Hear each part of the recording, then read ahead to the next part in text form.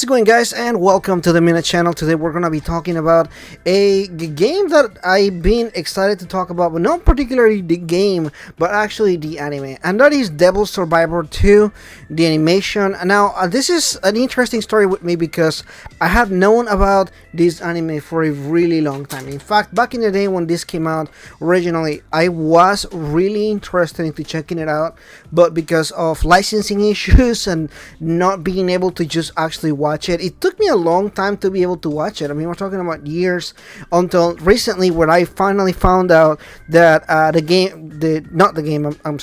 anime was on sale for like $6.99 or something like that, and I was like, you know what, this is literally the perfect time for me to be able to pick this up and sit down and just watch it. So how is the anime? So let's go ahead and kind of jump into talking about the anime and everything. So one of the major things here is to consider any anime that is based on a game suffers from what I like to say a lack of cohesion. There's a lot of parts which don't really feel like they merge with each other very well, and that is because in a game there is story, then gameplay, then story, then gameplay. Specifically in these kind of games, RPGs, Shin Megami Tensei style, is typically like that. So you get a chunk of story and then you get a chunk of gameplay, and then as you move on to the story you kind of develop more stuff, but you're slowly kind of racing up in ranks as far as like strength and everything like that, and it's really hard to be able to portray this correctly on the anime. Now, this happens in pretty much every anime.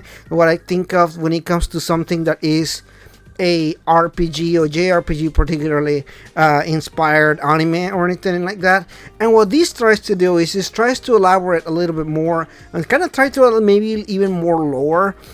One thing that I will say this at least tries to do is try to really develop the characters a little bit better, particularly the main protagonist. Main protagonist in the game is a silent protagonist, so you don't get a lot from that. So this game really does kind of tries to add a little bit more depth to the character. Does it do a good job?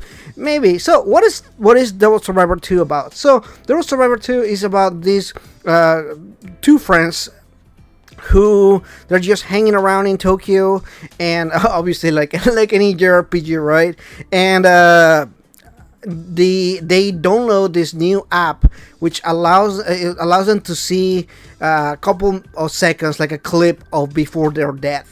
And which is really bizarre for somebody to just kind of be like, oh yeah, I totally would like to see my death. You know, it's kind of one of those things. This instruction reminds me a lot of things like Persona 4 particularly, which is kind of like, oh, if you look at the TV at midnight when a rainy day, you're gonna see your soulmate kind of thing. It's really much like a rumor kind of thing, and because you're a human and human by nature are really curious, you're gonna do it. So in this case, it's two protagonists. Well, the main protagonist and his friend, they download the app and they kind of check it out, and within minutes of they doing that, they see their own death, and they kind of sort of don't know how to react to this, and they're kind of like, okay, well, we need to escape because something's gonna happen, and something really big happens.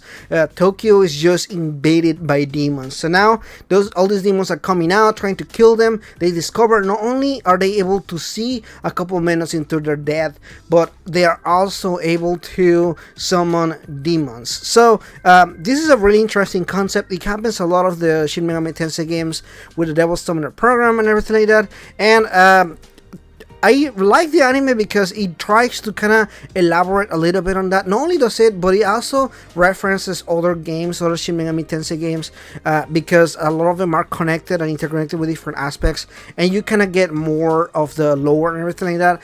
Unfortunately, although the anime tries really hard to kind of develop both lore, characters, and story, what ends up happening is it starts to feel a little bit like there's too much going on. It's just like I mentioned before, it doesn't really feel cohesive. There's just too many pieces that don't really mesh well together, and again, I feel like it's a combination between them trying to stick to a format that doesn't really work in an anime, and because of that they're really trying to develop the anime in a way that kind of works well. Unfortunately, because they're trying to cram lore, story, character development in only 13 episodes, it feels really rushed. It feels like they're really trying to put everything, just cram. Let's cram a 60 to 80 hour game into 13 episodes of an anime. And I'm sorry, it just doesn't work.